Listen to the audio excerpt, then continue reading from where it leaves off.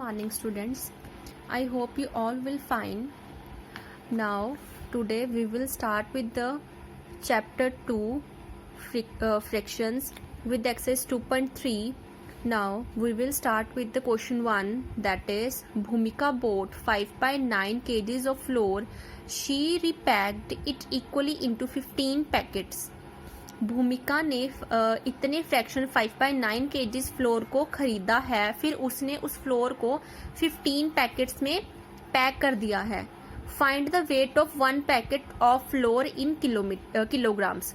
तो हमें पूछा गया है कि हमें अगर उन्होंने 15 पैकेट्स में इतने फ्लोर को इक्वली पैक कर दिया है तो हमें एक पैकेट का वेट पता कीजिए. तो हमें पता है अगर हम 15 से 1 पे जा रहे हैं, मतलब ज्यादा से हम कहाँ जा रहे हैं, कम पे जा रहे हैं, तो हम क्या करेंगे, वहां पे डिवाइड करेंगे. तो हमने क्या करना है, यहाँ पे भूमिका ने कितने फ्लोर को खरीदा है, 5.9 kg. तो यहाँ पे आ गया find the weight of 1 kg packet. तो आ गया weight of 1 packet is equal to 5/9 kg divided by 15. तो अगर हमने 15 से डिवाइड मल्टीप्लाई के साइन में चेंज करा है तो हमने क्या करना है, इसको रेसिप्रोकल कर देना है. रेसिप्रोकल करके कितना आया, ये हमें पता है कि 5 के टेबल पे 15 आता है. 5 1 5, 5 3 15. तो हमने कर दिया 1/9 मल्टीप्लाई 3. तो कितना आ गया, 1/27 kg. तो मतलब 1 पैकेट में कितना फ्लोर होगा, 1/27 kg. तो नेक्स्ट उन्होंने पूछा है She sold 7 packet of flour. How many kilograms of flour did she sell. उसने 7 पैकेट्स को बेच दिया है, तो उसने कितने किलोग्राम्स को फ्लोर को बेचा है. तो अगर हमारे पास 1 पैकेट का वेट आ चुका है तो हम 7 पैकेट का निकाल लेंगे. कैसे, मल्टीप्लाई करके, क्योंकि हम 1 से ज्यादा की तरफ जा रहे हैं, 1 से ज्यादा की तरफ जा रहे हैं, तो हम क्या करेंगे, मल्टीप्लाई करेंगे. तो मल्टीप्लाई करके कितना आया, फिर हमारा मल्टीप्लाई करके हमारा आया flour sold in 7 packets is equal to 7/27. तो हमारे पास कितना फुल फ्लोर आया, हमने मल्टीप्लाई कर दिया बस जस्ट कि 7/27 कितना आया, उसने सेल कर दिया है. And next question is, second question is Sarika prepared a squash from tomatoes, Apple and carrot juice. Sarika ने एक स्क्वैश तैयार किया है, किससे, टमाटो, एप्पल और कैरेट के जूस से. 1/3 of squash was tomato juice. उसमें जो 1/3 पार्ट है वो किसका है, टमाटो जूस का है. 2/3 पार्ट किसका है, 2/3 ऑफ रिमाइंडर, मतलब 1/3 कैरेट का है. जो बचा, जितना पार्ट बचा उसका 2/3 पार्ट जो है किसका है, वो कैरेट जूस का है. और अगर कैरेट जूस की अमाउंट हमें 315 ml गिवन है तो हमें किसका वॉल्यूम फाइंड करना है, एप्पल जूस का. सो स्टूडेंट्स, मैं आपको ये बताना चाहती हूँ अब, तो हमने इसका वॉल्यूम हमने लेट कर लेना है. Let the volume of squash is x. हमने लेट कर लिया कि उसका वॉल्यूम कितना है, वो x है उसका वॉल्यूम. सो टमाटो जूस हमें कितना बोला गया है, उसने बोला ना कि इसमें टमाटो जूस कितना है, 1/3 पार्ट क्या है, टमाटो जूस का है. तो हमने वही लिख दिया कि टमाटो जूस कितना है, 1/3 ऑफ x, मतलब 1/3 पार्ट ऑफ टोटल स्क्वैश का कौन सा है, वो टमाटो जूस है. तो रिमेनिंग कितना बच गया, रिमेनिंग मतलब टोटल में से हम इतना पार्ट टमाटो का निकाल देंगे तो हमारे पास वो बचा हुआ स्क्वैश हो गया. तो टोटल x - 1/3 ऑफ x हमने निकाल दिया. तो हमने सिंपली इसे क्या कर दिया, एलसीएम इसका ले लिया, क्योंकि इसके नीचे कुछ नहीं है तो हमने इसके नीचे 1 लगा दिया. तो इसका हम एलसीएम लेके इसे सॉल्व करके कितना है, 2/3 पार्ट ऑफ x, ये क्या, रिमेनिंग बच गया.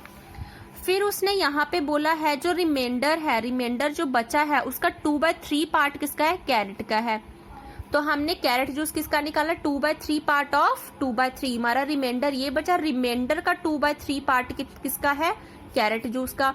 और हमें उसके अमाउंट कितने गिवन है, 215 गिवन है. तो हमने इसे इक्वल रख लिया, मतलब कैरेट जूस के अमाउंट यहाँ पे फिल कर दिया और ये एज इट इज यहाँ पे आ गया. ऑफ को किसमें चेंज कर दिया, मल्टीप्लाई में. तो बस सिंपली हम इसे मल्टीप्लाई कर देंगे, 2 को 2 से मल्टीप्लाई कर, 2 2 4 and 3 3 9. x is equal to 315. तो यहाँ से हम x की वैल्यू फाइंड कर लेंगे. इस ऑपोजिट के उधर जाके मतलब इज इक्वल टू के ऑपोजिट जाके जो डिनोमिनेटर में होता है वो न्यूमिनेटर में बन जाता है, एंड जो न्यूमिनेटर में है वो डिनोमिनेटर में.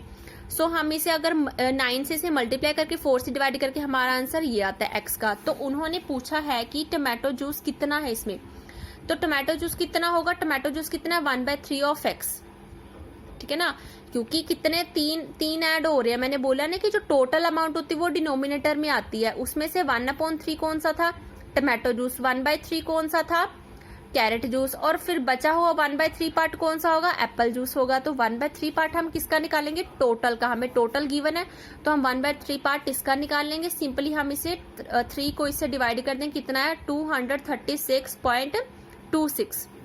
तो जो टोटल जूस है, तो टोमेटो का जूस हमारा ये निकल गया, ठीक है ना।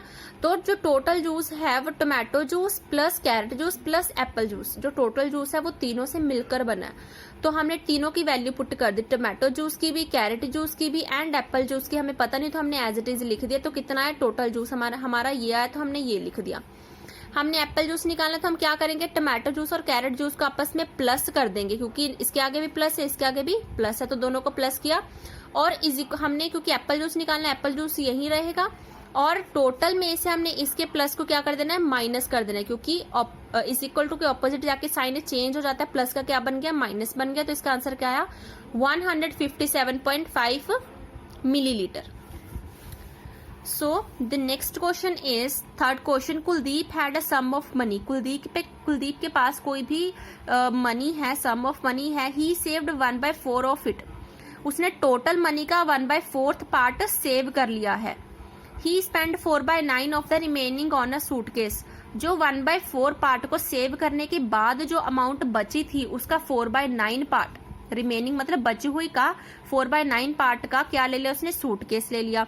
तो हमें पूछा गया what fraction of his money was spend on the suitcase, तो उसकी कितनी फ्रैक्शन जो मनी है सूटकेस पे वो उसने स्पेंड की है।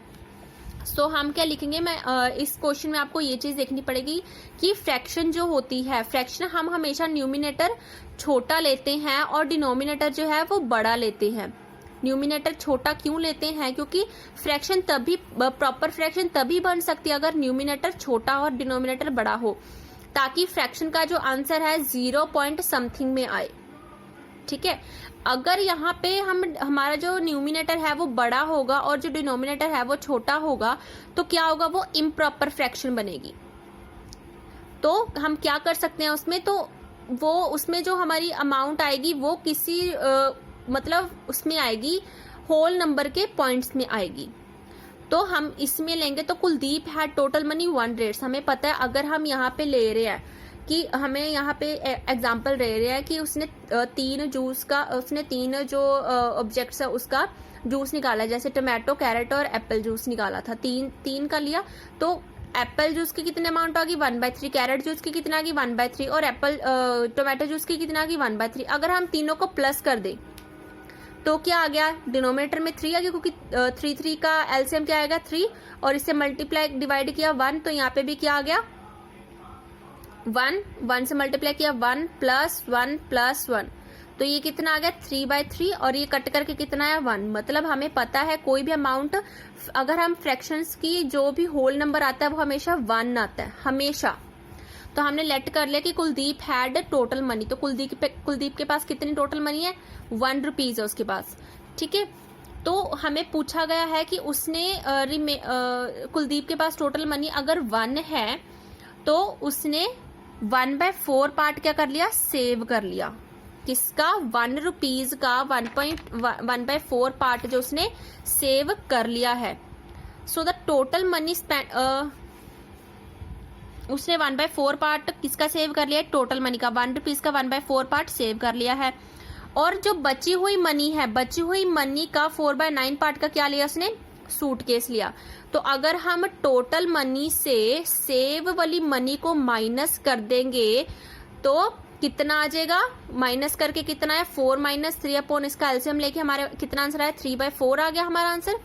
उसके बाद उसका फर्स्ट पार्ट है कि उसने सूटकेस में कितनी मनी स्पेंड की है, तो हमारा आ गया so the total money spend on suitcase 4/9 of remaining money कितने 3/4, तो 3/4 आ गया।